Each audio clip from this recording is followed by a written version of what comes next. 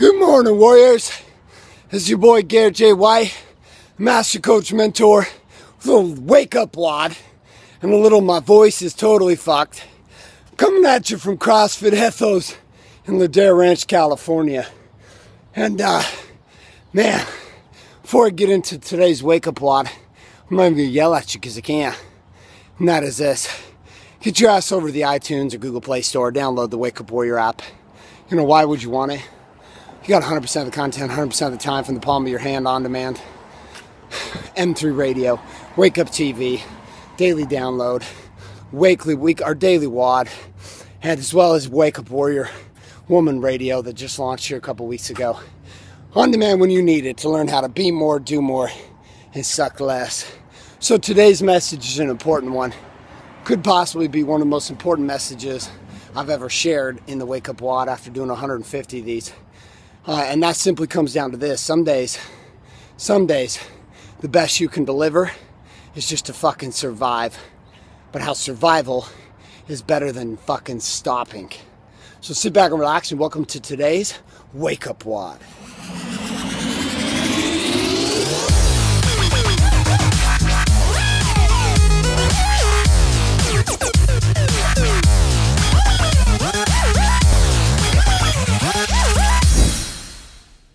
Okay, so let's come over and take a little look-see.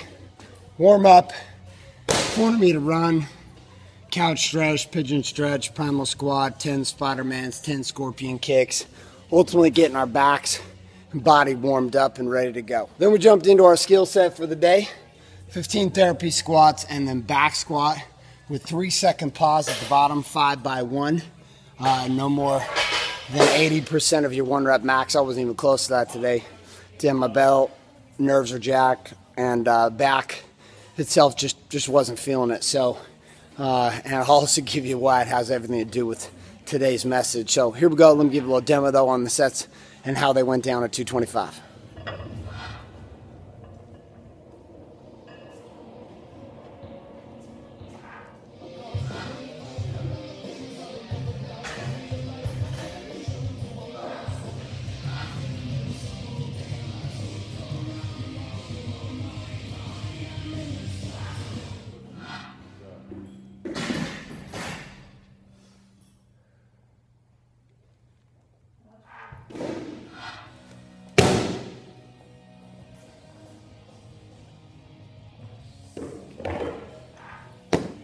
Okay, then we came back for the actual workout of the day today, which was 4 time, 21 reps, 18 reps, 15, 12, 9, 6, 3.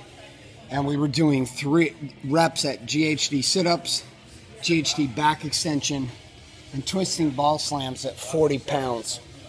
So the way this workout will go down, then I do 21 of all 3 of these. 21 of these, 21, 21, 21. Then I go 18, 18, 18, 18, 15, 15, 15, like that, descending until we got down to 3 to finish. So let's check out how all 3 of those lefts went. Congrats, guys.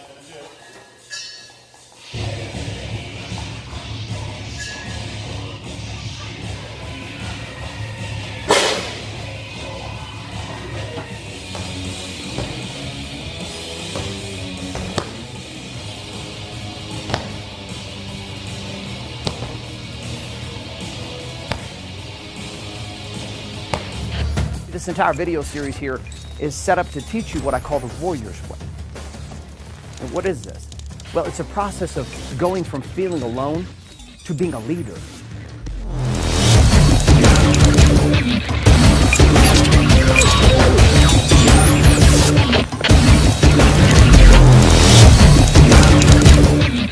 This video series is not for the faint of heart. It's not for the weak-based individual. It's not for the pussies who are unwilling to look at their lives. Who it is for? It's for guys who are trying to have it all. Okay, so let's get into the message. And it's important. It's an important one simply because it actually was the key to me being able to continue to produce and have it all in body, being, balance, and business. Which is this. Like, it's fucking exhausting to push life as a normal person. Just like doing normal shit. right? And yet when it comes time to pushing to actually be great, I mean, we're talking about a whole nother ball of wax here, my friends. You know, we're not talking about just simply showing up and getting mediocre shit done. You know, when you want to have it all, I mean, I'm talking like having epic situations with your fitness, epic situations with your spirituality and beingness, epic situations in your balance with your marriage and your children, epic situations in your business with badass marketing, sales and systems and funnels and big ass bank accounts. Like it takes a whole nother fucking level of commitment. You know, I used to think that that excelling and being great was about being great all the time, right? This was one of the big motivational pep rally speeches I would hear all the time in personal development is, you know, you choose greatness, and I get that, right? I fully support that and I get it, but the fact of the matter is that normal life pushes us to shitty situations. Unexpected situations arise, unexpected consequences, just shit shows up. And then the question becomes, well, how do you show up in that point? So here was the big secret that I found, right? Which was I thought it was just that great people just chose greatness all the time. And that greatness itself was something that you could wake up and you could create greatness every day and you just fucking feel like it, right? Well, in a laboratory where there's no outside forces, no outside conflicts, no conflicting commitments, no other people's lives involved except for yours, maybe you could create conditions to wake up every single day and be on fire. My experience is, though, is that life fucking happens after you make plans. So last night I go to bed at 10 o'clock p.m.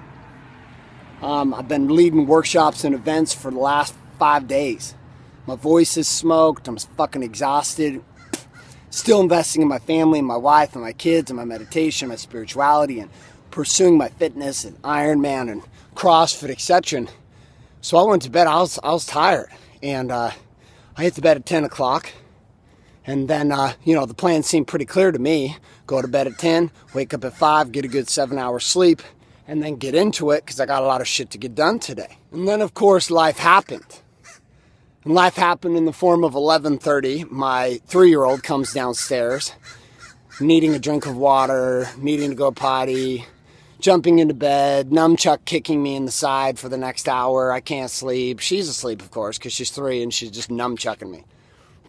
So finally I'm like, okay, well, this isn't going to work. So I put her to the middle of the bed and I start building pillow fortresses around her to try to keep her little nunchuck kicks out of my back. And wouldn't you know it, here comes the second round. So then comes down the stairs at 12:30, the 7-year-old who's having nightmares from watching Percy something or other movie with killer sharks that ate all the kids and the mean guys that he was fighting because he was Zeus's son. And my daughter's like freaking out over this thing. So I lay up in bed with her until 3 o'clock in the morning. Now, meanwhile, Numchuck 3-year-old has already gone to sleep. So mom and her are sound asleep in their bed. I'm in baby's bed, 7-year-old's bed now, trying to calm her till 3 o'clock in the morning, falling asleep about every 15 minutes and being woken up again by her saying, like, freaking out, I can't sleep, Dad. How do I get my mind to stop? We're doing breathing work. We're tickling her back. We're trying to make this thing happen, and it's just not happening. And finally, I get her to pass out at 3 o'clock in the morning. So there I am. My alarm's going to go off at 5 o'clock to get up. I went to bed with full intentions of 7 hours of sleep so that I could rejuvenate from a long-ass week of running Warrior Week. And then at the same time, get pumped up, ready to do, because I got a shitload of stuff to get done today, and this week is fucking huge for me. And here I'm at CrossFit with the decision, right? And the decision was, like, do you even go? And this is where the message comes in, which is simply this, like, to not come to CrossFit this morning would have been the sign for me that I had quit and given up today. To not go meditate now and to drink my green smoothie and to hit my core 4 and to do my daily routine. It's not going to be the most exceptional. My score today was not the most exceptional. My speed was slow. My times were not that impressive. But the thing that was impressive is that I fucking did it. See, and I found as I get bigger and badder in all areas of my life that the difference between the people who dominate long-term and build legacies and the people who don't is a simple fact that greatness is a fucking choice. But it's a choice even when you are feeling survival at its greatest moment. No energy. The energy itself, not around. Normal jump around town, Garrett, Charlie Brown, not here today. Tired. Fucking tired. And this workout itself was a survival workout for me. I went slow. I took my time because I knew that the consequence of not being here, the consequence of not doing this, was far greater than sitting on the sideline and doing nothing. Because when I sit on the sideline and I do nothing, I lose all momentum. I lose all drive. I lose the game. It doesn't mean that you don't take breaks, but what it does mean is that your life, in order to have it all, comes down to being willing to swing singles, even when the only fucking thing you can do is barely breathe. And I think what you'll find in this is the greatest path to having it all you've ever understood in your life. Some CrossFit workouts are just not going to be your day. There were other conditions outside the gym that didn't have anything to do with the workout, had to do with you, had to do with life. See, we don't operate in our businesses and our marriages and our fitness. We don't operate in a fucking vacuum. The outside forces of life are going to happen to you and I.